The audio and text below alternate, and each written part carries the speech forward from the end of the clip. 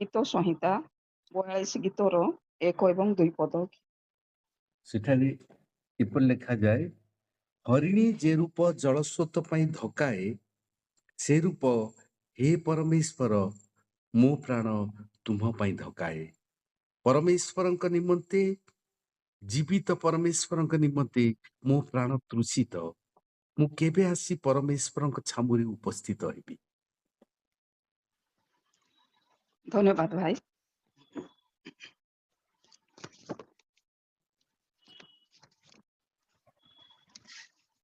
କୌରବ ସନ୍ତାନ ଏଇ ଗୀତ ଲେଖି ଅଛନ୍ତି।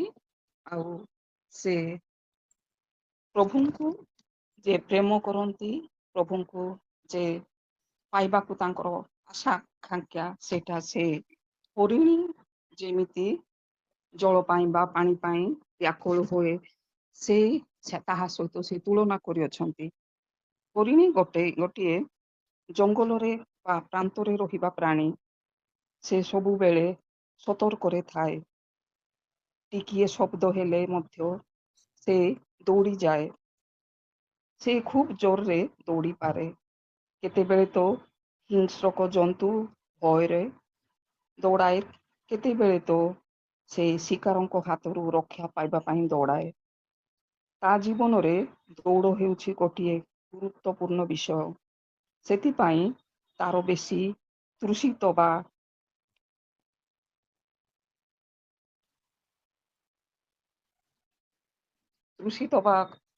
କଣ କହନ୍ତି ଓଡ଼ିଆରେ, ସେ ପିପାସା ଲାଗେ। ସେଥିପାଇଁ ସେ ଅତି ବ୍ୟାକୁଳରେ ପାଣି ଖୋଜିଥାଏ। ଆଜି ଆମେ ଯେଉଁ ଅଂଶ ପଢିଲୁ, ସେଇଠି ଲେଖକ କହୁଅଛନ୍ତି ଯେ ସେ ହରିଣୀ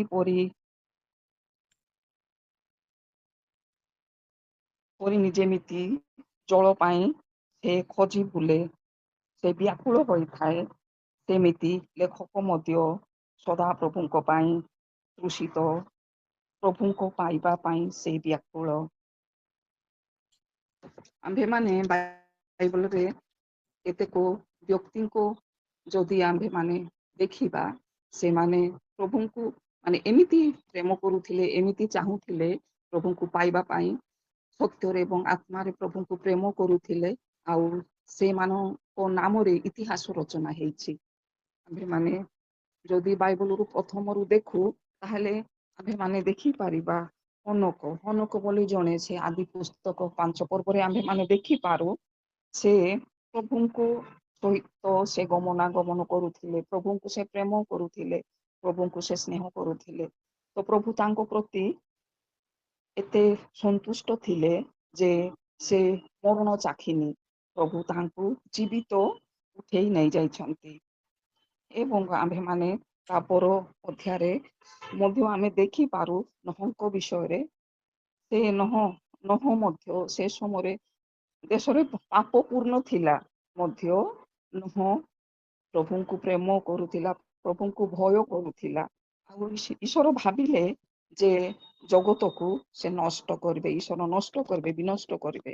କିନ୍ତୁ ନହଙ୍କୁ ବି ନଷ୍ଟ କରି ଈଶ୍ୱର ପାରିଲେ ନାହିଁ, କାରଣ ନହ ଈଶ୍ୱରଙ୍କୁ ପ୍ରେମ କରୁଥିଲା, ଈଶ୍ୱରଙ୍କୁ ଖୋଜୁଥିଲା, ଈଶ୍ୱରଙ୍କ ସହିତ ସେ କଥାବାର୍ତ୍ତା କରୁଥିଲା, ସେ ଈଶ୍ୱରଙ୍କ ସହିତ ଗମନାଗମନ କରୁଥିଲା। ସେଥିପାଇଁ ଈଶ୍ୱର ନହଙ୍କୁ ବଞ୍ଚେଇବାକୁ ଭାବିଲା। ସେଥିପାଇଁ ନହଙ୍କୁ ଜାହାଜ ତୈରି କରିବା ପାଇଁ କହିଲା, ଏବଂ ସେ ଜାହାଜ ମାଧ୍ୟମରେ ନହ ନିଜର ପରିବାର ଏବଂ ଆଉ ଥରେ ଯେମିତି ବଂଶ ବୃଦ୍ଧି ହବ, ସେଥିପାଇଁ ପଶୁ ପକ୍ଷୀ ମାନଙ୍କୁ ମଧ୍ୟ ବଞ୍ଚେଇଲା। ଆଉ ଆମ୍ଭେ ଅବ୍ରାହ୍ମଙ୍କ ବିଷୟ ଯଦି ଦେଖୁ, ଅବ୍ରାହ୍ମ ହେଉଛନ୍ତି ନହଙ୍କ ପୁତ୍ର ସେମ ବଂଶରୁ 10ତମ ବଂଶଧର। ନହଙ୍କ ସମୟର ଜଳପ୍ଳାବନ ପରେ ଆଉ ଥରେ ପୃଥିବୀରେ ପାପ ବଢିଥିଲା। ସେତେବେଳେ ଅବ୍ରାହ୍ମ ଈଶ୍ୱରଙ୍କୁ ଭୟ ଭକ୍ତି କରୁଥିବାରୁ ଲୋକ ଥିଲା। ସେଥିପାଇଁ ପ୍ରଭୁ ତାଙ୍କୁ ଅଲଗା କରି ନେଇଗଲେ, ତାଙ୍କୁ ମହା ଆଶୀର୍ବାଦ କଲେ, ଜାତି ଜାତିର ପିତା କଲେ, କାରଣ ସେ ପ୍ରଭୁଙ୍କୁ ପ୍ରେମ କରିବା, ପ୍ରଭୁଙ୍କୁ ଖୋଜିବା ବ୍ୟକ୍ତି ଥିଲା। ହରିଣୀ ଯେମିତି ପାଣି ଖୋଜିଥାଏ, ଅବ୍ରାହମ ମଧ୍ୟ ସଦାପ୍ରଭୁ ପରମେଶ୍ୱରଙ୍କୁ ଖୋଜୁଥିଲେ। ଆମ୍ଭେମାନେ ଯଦି ଯୋସେଫଙ୍କ ବିଷୟ ଦେଖୁ, ତାହେଲେ ଯୋସେଫ ହେଉଛନ୍ତି ଯାକୁବଙ୍କର ପୁତ୍ର। ଯଦିଓ ଯୋସେଫଙ୍କୁ ଈଶ୍ୱର ତାଙ୍କ ମାଙ୍କ ଉଦରରୁ, ମାଙ୍କ ଗର୍ଭଠାରୁ ତାଙ୍କୁ ମନୋନୀତ କରିଥିଲେ, କିନ୍ତୁ ସେ ନିଜେ ମଧ୍ୟ ପ୍ରଭୁଙ୍କୁ ପ୍ରେମ କରୁଥିଲେ, ଭୟ କରୁଥିଲେ। ସେଥିପାଇଁ ତାର ପାପ କରିବାର ସୁଯୋଗ ଥିଲେ ମଧ୍ୟ ସେ ପାପ କରିନାହାନ୍ତି। ସେ ଫଟିପରଙ୍କ ସ୍ତ୍ରୀର କଥାରେ ସମ୍ମତ ହୋଇନାହାନ୍ତି। ସେ ତାଙ୍କର କଥାକୁ ଖଣ୍ଡନ କରି ସେ ପବିତ୍ର ଜୀବନ ଯାପନ କଲେ। ସେଥିପାଇଁ ତାକୁ କଷ୍ଟ ପାଇବାକୁ ପଡ଼ିଲା, ଜେଲକୁ ଯିବାକୁ ପଡ଼ିଲା। ତଥାପି ସେ ଈଶ୍ୱରଙ୍କୁ ଧରି ରହିଲେ, ଈଶ୍ୱରଙ୍କୁ, କାରଣ ସେ ପ୍ରଭୁଙ୍କୁ ସେ ଖୋଜୁଥିଲେ, ପ୍ରଭୁଙ୍କୁ ସେ ପ୍ରେମ କରୁଥିଲେ, ପ୍ରଭୁଙ୍କୁ ଭୟ ଭକ୍ତି କରୁଥିଲେ। ସେଥିପାଇଁ ସଦାପ୍ରଭୁ ପରମେଶ୍ୱର ଯୋସେଫଙ୍କୁ ଆଶୀର୍ବାଦ କଲେ। ଆଉ ସେ ମିଶରରେ ରାଜାଙ୍କ ପରେ ସ୍ଥାନ ପାଇଲା, ସେ ପ୍ରଧାନମନ୍ତ୍ରୀ ହେଲା। ଆଉ ନିଜର ବଂଶକୁ ମଧ୍ୟ ସେ ଲାଳନ ପାଳନ କରିପାରିଲା। ଆଉ ଯେଉଁମାନେ ପ୍ରଭୁଙ୍କୁ ଭୟ କରନ୍ତି, ପ୍ରଭୁଙ୍କୁ ସେ ଆକୁଳ ବ୍ୟାକୁଳ ହୋଇ ଖୋଜନ୍ତି, ପ୍ରଭୁ ସେମାନଙ୍କୁ ଏହିପରି ଆଶୀର୍ବାଦ କରିଥାନ୍ତି। ପ୍ରଭୁ ସେମାନଙ୍କୁ କେବେ ହେଁ ଛାଡ଼ନ୍ତି ନାହିଁ। କଣ ଆପଦ ବିପଦରୁ ମଧ୍ୟ ରକ୍ଷା କରିଥାନ୍ତି, ଆଶୀର୍ବାଦ କରିଥାନ୍ତି। ଯେମିତିକି ସେ ଅବ୍ରାହମଙ୍କୁ, ଯୋସେଫଙ୍କୁ ସେ ଆଶୀର୍ବାଦର କାରଣ କଲେ, ସେହିପରି ସେ ସମସ୍ତଙ୍କୁ, ଆମ୍ଭମାନଙ୍କୁ ମଧ୍ୟ, ଆମ୍ଭେମାନେ ଯେତେବେଳେ ପ୍ରଭୁଙ୍କୁ ପ୍ରେମ କରିବା, ଆମ୍ଭେମାନେ ମଧ୍ୟ ସେହିପରି ଆଶୀର୍ବାଦ ପାଇବା। ଆମ୍ଭେମାନେ ଦାନିଏଲ ପୁସ୍ତକରେ ଦେଖିପାରୁ, ତିନୋଟି ଯୁବକ, ସଦ୍ରକ, ମହେଶକ ଓ ଅବେଦନଗୋ, ସେମାନେ ପ୍ରଭୁଙ୍କୁ ଏତେ ପ୍ରେମ କରୁଥିଲେ, ଏତେ ସ୍ନେହ କରୁଥିଲେ ଯେ ସେମାନେ ଅଗ୍ନିରେ ନିକ୍ଷେପ କରାଯିବାର ଭୟ ମଧ୍ୟ ସେମାନେ କଲେ ନାହିଁ। ନିଜ ପ୍ରାଣକୁ ତୁଚ୍ଛ ଜ୍ଞାନ ମନେ କଲେ। ସେମାନେ ପ୍ରଭୁଙ୍କୁ ପ୍ରାଧାନ୍ୟ ଦେଲେ। ଆଉ ପ୍ରଭୁ ସେମାନଙ୍କୁ ଆଶ୍ଚର୍ଯ୍ୟ ଭାବରେ ସେମାନଙ୍କୁ ଉଦ୍ଧାର କଲେ। ସେମାନେ କହିଲେ, ଆମ୍ଭମାନଙ୍କର ପରମେଶ୍ୱର ଆମ୍ଭମାନଙ୍କୁ ଉଦ୍ଧାର କରିବାକୁ ସକ୍ଷମ, କିନ୍ତୁ ଯଦି ଉଦ୍ଧାର ନ କରନ୍ତି, ରକ୍ଷା ନ କରନ୍ତି, ତେବେ ମଧ୍ୟ ଆମ୍ଭେମାନେ ଈଶ୍ୱରଙ୍କୁ ଛଡ଼ା ଆଉ କାହାକୁ ପ୍ରଣାମ କରିବୁ ନାହିଁ। ସେମାନେ ଈଶ୍ୱରଙ୍କୁ ଏତେ ପ୍ରେମ କରୁଥିଲେ, ଏତେ ଭୟ ଭକ୍ତି କରୁଥିଲେ, ସେମାନେ ନିଜ ପ୍ରେମରେ ଦୃଢ଼ ରହିଲେ। ସେମାନେ ନିଜ ଈଶ୍ୱରଙ୍କ ଭକ୍ତିରେ ସେମାନେ ଦୃଢ଼ ରହିଲେ। ସେମାନେ ପ୍ରତିମାକୁ ପ୍ରଣାମ କଲେ ନାହିଁ। ସେଥିପାଇଁ ଈଶ୍ୱର ମହା ଆଶ୍ଚର୍ଯ୍ୟ ଭାବରେ ସେମାନଙ୍କୁ ମହା ଅଗ୍ନିକୁଣ୍ଡରୁ ରକ୍ଷା କଲେ। ଆମ୍ଭେମାନେ ଛୋଟ କୌଣସି ଦୁଃଖ କଷ୍ଟ ଆସିଲେ, ଅନେକ ସମୟରେ ଅନେକ ଆମ୍ଭେମାନେ ଈଶ୍ୱରଙ୍କୁ ଅସ୍ୱୀକାର କରିଥାଉ। କିନ୍ତୁ ଆମ୍ଭେମାନେ ଯଦି ଦୃଢ଼ ହୋଇ ରହିବା, ଈଶ୍ୱରଙ୍କୁ ସ୍ୱୀକାର କରିବା, ଆଉ ଈଶ୍ୱରଙ୍କ ନିମନ୍ତେ ନିଜ ଜୀବନକୁ ମଧ୍ୟ ତୁଚ୍ଛ ଜ୍ଞାନ କରିବା, ତେବେ ଈଶ୍ୱର ଆମ୍ଭମାନଙ୍କ ଜୀବନରେ ମଧ୍ୟ ମହା ଆଶ୍ଚର୍ଯ୍ୟ କାମ କରିବେ। ଆଉ ତାଙ୍କର ଆଉ ଜଣେ ବନ୍ଧୁ ଦାନିଏଲ, ସେ ମଧ୍ୟ ପ୍ରଭୁଙ୍କୁ ଏତେ ପ୍ରେମ କରନ୍ତି। ସେମାନେ ଯେତେବେଳେ ଯୁବକ ଅବସ୍ଥାରେ ଥିଲେ, ସେତେବେଳେ ସେମାନେ ଯେ ବାବିଲକୁ ସେମାନଙ୍କୁ ନେବା ହୋଇଥିଲେ, ନେଇକି ଯାଇଥିଲେ, ସେତେବେଳେ ସେମାନେ ରାଜକୀୟ ଖାଦ୍ୟ ଖାଇବାକୁ ସୁଯୋଗ ଥିଲା, କିନ୍ତୁ ସେମାନେ ମନେ କଲେ ଯେ ଏଇ ଖାଦ୍ୟ ଖାଇଲେ ହୁଏତ ଆମ୍ଭେମାନେ ଅଶୁଚି ହେଇଯିବୁ। ସେଥିପାଇଁ ସେମାନେ ସାଧାରଣ ଖାଇବା ସେମାନେ ମନୋନୀତ କଲେ, ଏବଂ ସାଧାରଣ ଖାଇବା ଖାଇକି ଅନ୍ୟମାନଙ୍କ ଠାରୁ ସେମାନେ ବହୁ ସୁନ୍ଦର ଆଉ ଜ୍ଞାନୀ ହୋଇ ଉଠିଲେ, କାରଣ ସେମାନଙ୍କୁ ସଦାପ୍ରଭୁ ଆଶୀର୍ବାଦ କଲେ। ସେହିପରି ଦାନିଏଲ, ସେ ପ୍ରଭୁଙ୍କୁ ଏତେ ପ୍ରେମ କରୁଥିଲା, ଏତେ ଭକ୍ତି କରୁଥିଲା, ଆଉ ସେ ଦିନକୁ 3 ଥର ପ୍ରାର୍ଥନା କରୁଥିଲା। ଆଉ ସେ ତାଙ୍କ ପ୍ରତି ତାଙ୍କ ସହକର୍ମୀ ମାନେ ହିଂସା ହେଇ ତାହାଙ୍କୁ ବିପଦରେ ପକାଇବା ପାଇଁ ଚେଷ୍ଟା କଲେ। ଆଉ ସେ ଯେ ଗୋଟେ ମାସ ପର୍ଯ୍ୟନ୍ତ କିଏ ନିଜ ନିଜ ପ୍ରଭୁଙ୍କ ଠାରେ ପ୍ରାର୍ଥନା କରିବେ ନାହିଁ, କେବଳ ମାତ୍ର ରାଜାଙ୍କ ଠାରେ ପ୍ରାର୍ଥନା କରିବେ। ଏମିତି ଗୋଟିଏ ନିୟମ ସେମାନେ କଲେ, କିନ୍ତୁ ସେ ଦାନିଏଲ ଏଟାକୁ ଭୟ କରି ନାହାନ୍ତି। କିଏ ଯଦି ରାଜାଙ୍କ ଛଡା ଆଉ କଣ ଈଶ୍ୱରଙ୍କ ଠାରେ ପ୍ରାର୍ଥନା କରିବ, ତାହାକୁ ସେ ସିଂହ ମାନଙ୍କ ଗର୍ତ୍ତରେ ପକାଇ ଦିଆଯିବ। ଆଉ ଦାନିଏଲ ସେଟା ସବୁ ଜାଣି ସେ ଗଲା, ଆଉ ସେ ଝରକା ବନ୍ଦ କରିକି ସେ ପ୍ରାର୍ଥନା କଲାନି। ସେ ଯେରୁସାଲେମ ଆଡକୁ ଝରକା ଖୋଲିକି ସେ ପ୍ରାର୍ଥନା କଲା। ସେ ନିଜର ଜୀବନକୁ ସେ ଭୟ କଲାନି, କିନ୍ତୁ ସେ ଯେମିତି ସବୁଦିନ କରି ଆସୁଥିଲା, ସେ ସେମିତି ହିଁ ପ୍ରାର୍ଥନା କଲା। ଆଉ ଈଶ୍ୱର ତାହାକୁ ରକ୍ଷା କଲେ, କାରଣ ପରଦିନ ତାହାକୁ ସେ ସିଂହ ମାନଙ୍କ ଗର୍ତ୍ତକୁ ତାହାକୁ ପକାଇ ଦିଆଗଲା। ଆଉ ଈଶ୍ୱର ତାଙ୍କୁ ମହା ଆଶ୍ଚର୍ଯ୍ୟ ଭାବରେ ଉଦ୍ଧାର କଲେ।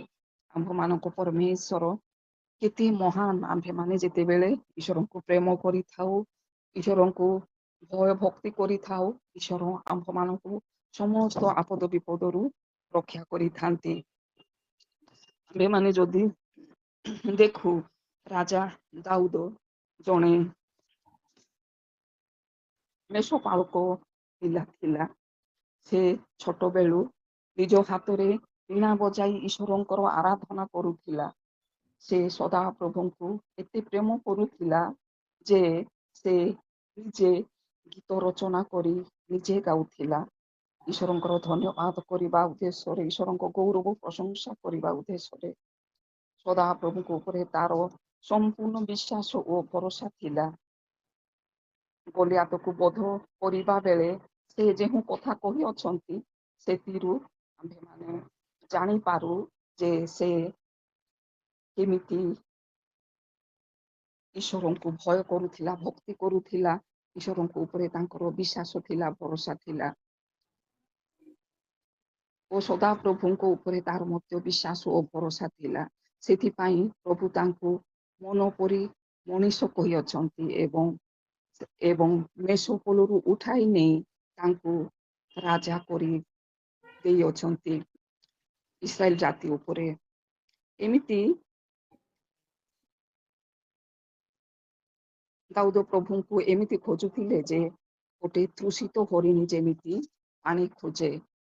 ଦାଉଦ ସଦାପ୍ରଭୁ ପରମେଶ୍ୱରଙ୍କ ଏମିତି ଖୋଜୁଥିଲେ ଯେ ତୃଷିତ ହରିଣୀ ଯେମିତି ପାଣି ଖୋଜି ବୁଲିଥାଏ।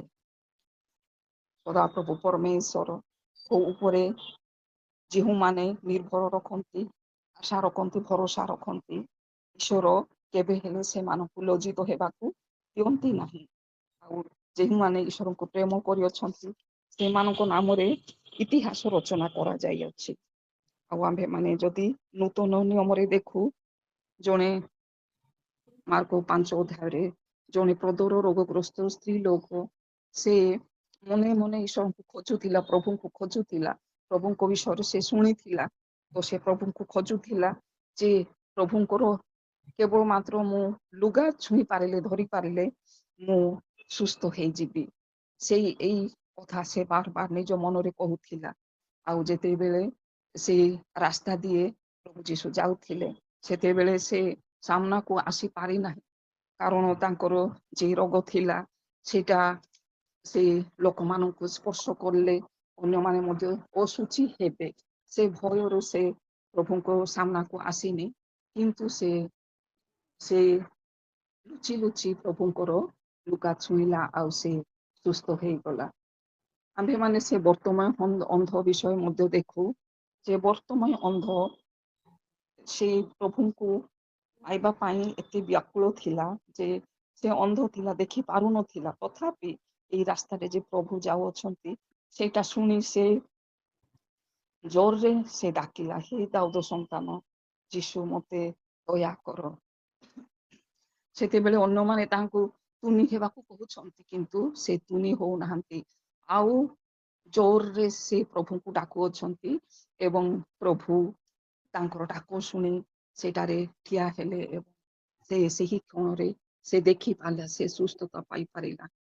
ଆମ୍ଭେମାନେ ଈଶ୍ୱରଙ୍କର ଉପରେ ନିର୍ଭରଶୀଳ ହେଲେ ଆମ୍ଭେମାନେ ପ୍ରଭୁଙ୍କୁ ଡାକିଲେ, ପ୍ରଭୁଙ୍କୁ ପ୍ରେମ କରିଲେ, ଯେମିତି ହରିଣୀ ଜଳ ଖୋଜେ ସେମିତି ଆମ୍ଭେମାନେ ଯଦି ପ୍ରଭୁଙ୍କୁ ଖୋଜିବା ତାହେଲେ ଆମ୍ଭେମାନେ ମଧ୍ୟ ଏହି ପ୍ରକାର ମହା ଆଶୀର୍ବାଦ ପାଇବା। ହରିଣୀ ଯେମିତି ଜଳଧାରା ଖୋଜେ ସେମିତି ଆମେ ପ୍ରଭୁଙ୍କୁ ଖୋଜିବା, କାରଣ ସେ ଆମ୍ଭମାନଙ୍କୁ ମନୋନୀତ କରିଅଛନ୍ତି ଓ ଆହ୍ୱାନ କରିଅଛନ୍ତି ନିଜର ଆରାଧନା କରିବା ପାଇଁ, ତାଙ୍କରି ମହିମା ପ୍ରକାଶ ପାଇଁ ଓ ପାପ ପ୍ରସାର କରିବାରେ ବ୍ୟବହାର କରିବା ପାଇଁ। ସେଥିପାଇଁ ଆମ୍ଭେମାନେ ସମସ୍ତ ଅନ୍ତଃକରଣ ଓ ସମସ୍ତ ପ୍ରାଣ ସହିତ ସଦାପ୍ରଭୁ ପରମେଶ୍ୱରଙ୍କର ସେବା କରିବା। ହରିଣୀ ଯେମିତି ଜଳଧାରା ଖୋଜେ ସେମିତି ଆମ୍ଭେମାନେ ସଦାପ୍ରଭୁଙ୍କୁ ଖୋଜିବା, କାରଣ ସେ ଆମ୍ଭମାନଙ୍କୁ ନିର୍ମାଣ କରିଅଛନ୍ତି ଓ ଆମ୍ଭେମାନେ ତାହାଙ୍କର ଅଟୁ। ଆମ୍ଭେମାନେ ତାହାଙ୍କର ଲୋକ ଓ ତାହାଙ୍କ ଚରାସ୍ଥାନର ମେଷ। ସଦାପ୍ରଭୁ ମଙ୍ଗଳମୟ, ତାହାଙ୍କ ଦୟା ଅନନ୍ତ କାଳ ସ୍ଥାୟୀ। ଆମ୍ଭେମାନେ ତାହାଙ୍କ ସହିତ ଲାଗି ରହିଲେ ଆମଠାରେ ମଙ୍ଗଳ ଓ ଦୟାର କେବେ ହେଁ ଅଭାବ ହେବ ନାହିଁ। ଯୋହନ 15 ପର୍ବର 16 ପଦ ଅନୁସାରେ ଆମ୍ଭେମାନେ ତାହାଙ୍କୁ ମନୋନୀତ କରିନାହୁଁ। ଆମ୍ଭେମାନେ ପ୍ରଭୁଙ୍କୁ ମନୋନୀତ କରିନାହୁଁ, କିନ୍ତୁ ପ୍ରଭୁ ଆମ୍ଭମାନଙ୍କୁ ମନୋନୀତ କରିଅଛନ୍ତି। ସେ ଆମ୍ଭମାନଙ୍କୁ ପ୍ରେମ କରନ୍ତି, ତାହାଙ୍କର ପ୍ରେମ ଅତୁଳନୀୟ। ଆମ୍ଭେମାନେ ନିଜ ନିଜ ସନ୍ତାନ ସନ୍ତତି ମାନଙ୍କୁ ଯେତିକି ପ୍ରେମ କରୁ ତାହାଠାରୁ ଅନେକ ବେଶୀ ସେ ଆମ୍ଭମାନଙ୍କୁ ପ୍ରେମ କରନ୍ତି। ସେଥିପାଇଁ ହରିଣୀ ଯେମିତି ଜଳଧାରା ପାଇଁ ଆକୁଳ ବ୍ୟାକୁଳ ହୁଏ, ଆମ୍ଭେମାନେ ମଧ୍ୟ ଈଶ୍ୱରଙ୍କ ପାଇଁ ସେହିପରି ବ୍ୟାକୁଳ ହେବା, କାରଣ ସେ ଆମ ମୁଖର ପ୍ରସନ୍ନତା। ସେ ଆମ୍ଭମାନଙ୍କର ପାପ ତାପ ଦୁଃଖ କଷ୍ଟ ନେଇ ଆମ୍ଭମାନଙ୍କୁ ପ୍ରସନ୍ନ କରିଅଛନ୍ତି। ପ୍ରଭୁଙ୍କ ଠାରେ ସର୍ବଦା ଆନନ୍ଦ କରିବା ଆମ୍ଭମାନଙ୍କର ମନୋବାଞ୍ଛା ପ୍ରଭୁ ପୂର୍ଣ୍ଣ କରିବେ ଓ ଆମ୍ଭେମାନେ ସମସ୍ତ ଲୋକଙ୍କ ଅପେକ୍ଷା ଅଧିକ ଆଶୀର୍ବାଦ ପାଇବା। ଆମ୍ଭମାନଙ୍କର ସବୁ ଗତିରେ ପ୍ରଭୁଙ୍କୁ ନେଇ ଚାଲିବା, ତହିଁରେ ସେ ଆମ୍ଭମାନଙ୍କର ପଥ ସରଳ କରିବେ। ଆମ୍ଭେମାନେ ପ୍ରଭୁଙ୍କ ନିମନ୍ତେ ଜାଗ୍ରତ ହୋଇ ସଚେତନ ରହିବା, ନିରନ୍ତର ପ୍ରାର୍ଥନା କରିବା, ଆତ୍ମାରେ ପ୍ରାର୍ଥନା କରିବା, ସବୁ ଅବସ୍ଥାରେ ଧନ୍ୟବାଦ ଦେବା, ସଦାପ୍ରଭୁଙ୍କ ଠାରେ ସୁସ୍ଥିର ହେବା, ଧୈର୍ଯ୍ୟ ଧରି ପ୍ରଭୁଙ୍କ ଉତ୍ତର ପାଇଁ ଅପେକ୍ଷା କରିବା, କାରଣ ସେ ପ୍ରାନ୍ତରକୁ ଜଳାଶୟ ଓ ଶୁଷ୍କ ଭୂମିକୁ ଝରମୟ କରିଦିଅନ୍ତି ଆମ୍ଭମାନଙ୍କ ପାଇଁ। ହଁ, ହରିଣୀ ଯେମିତି ଜଳ ଖୋଜେ ସେମିତି ଆମେ ସଦାପ୍ରଭୁଙ୍କୁ ଖୋଜିବା, କାରଣ ସେ ଆମ୍ଭମାନଙ୍କୁ ପ୍ରେମ କରନ୍ତି। ତାଙ୍କ ହାତ ପାପୁଲିରେ ଆମ୍ଭମାନଙ୍କର ଛବି ଅଛି, ଆମ୍ଭମାନଙ୍କର ଚିତ୍ର ଅଛି। ସେ ଆମର ଆଶ୍ରୟ ସ୍ଥଳ। ତାହାର ଡାହାଣ ହାତରେ ଦୀର୍ଘାୟୁ ଓ ବାଁ ହାତରେ ଧନ ଓ ସମ୍ମାନ ରହିଅଛି ଆମ୍ଭମାନଙ୍କ ପାଇଁ। ଯେଉଁମାନେ ତାହାଙ୍କ ଉପରେ ଆଶ୍ରୟ ନିଅନ୍ତି ସେମାନଙ୍କ ପ୍ରତି ପ୍ରଭୁ ଜୀବନର ବୃକ୍ଷ ସମାନ ହୁଅନ୍ତି। ସେଥିପାଇଁ ଆମ୍ଭେମାନେ ହରିଣୀ ଯେମିତି ଜଳ ଖୋଜେ ସେମିତି ଆମ୍ଭେମାନେ ପ୍ରଭୁଙ୍କୁ ଖୋଜିବା, କାରଣ ସେ ଆମ୍ଭମାନଙ୍କର ସମସ୍ତ ପ୍ରକାରର ଭାର ବହନ କରିବା ପାଇଁ ଆମ୍ଭମାନଙ୍କୁ ଡାକୁଅଛନ୍ତି। ହେ ପରିଶ୍ରାନ୍ତ ଓ ଭାରଗ୍ରସ୍ତ ଲୋକ ସମସ୍ତେ ମୋ ନିକଟକୁ ଆସ, ମୁଁ ତୁମ୍ଭମାନଙ୍କୁ ବିଶ୍ରାମ ଦେବି ବୋଲି। ହରିଣୀ ଯେମିତି ଜଳ ଖୋଜେ ସେମିତି ଆମ୍ଭେମାନେ ପ୍ରଭୁଙ୍କୁ ଖୋଜିବା, କାରଣ ସଦାପ୍ରଭୁ ଆମ୍ଭମାନଙ୍କର ପ୍ରତିପାଳକ। ଆମ୍ଭମାନଙ୍କର କିଛି ଅଭାବ ହେବ ନାହିଁ। ହରିଣୀ ଜଳ ଖୋଜିଲା ପରି ଆମ୍ଭେମାନେ ପ୍ରଭୁଙ୍କୁ ଖୋଜିବା, କାରଣ ସେ ଦିନହୀନ ମାନଙ୍କର ପ୍ରାର୍ଥନାରେ ମନୋଯୋଗ କରନ୍ତି ଓ ଉତ୍ତର ଦିଅନ୍ତି, କାରଣ ସେ ଆମ ଦକ୍ଷିଣ ପାର୍ଶ୍ୱର ଛାୟା, ଆମ୍ଭମାନଙ୍କର ରକ୍ଷକ। ପୂର୍ବରୁ ପଶ୍ଚିମ ଯେତେ ଦୂର ସେ ଆମ୍ଭମାନଙ୍କ ଠାରୁ ଆମ୍ଭମାନଙ୍କ ଅପରାଧ ସେତେ ଦୂର କରିଦେଇଅଛନ୍ତି। ସେଥିପାଇଁ ଆମ୍ଭେମାନେ ପ୍ରଭୁଙ୍କୁ ଖୋଜିବା, ତାହାଙ୍କ ସହିତ ଲାଗି ରହିବା, ତାହାଙ୍କର ଆରାଧନା କରିବା, ତାହାଙ୍କ ନିକଟରେ ପ୍ରାର୍ଥନା କରିବା, ବିଶ୍ୱାସ ଭରସାରେ ବୃଦ୍ଧି ପାଇବା, ସବୁଠୁ ଗୁରୁତ୍ୱପୂର୍ଣ୍ଣ ବିଷୟ ତାହାଙ୍କର ବାକ୍ୟ ପଢ଼ିବା।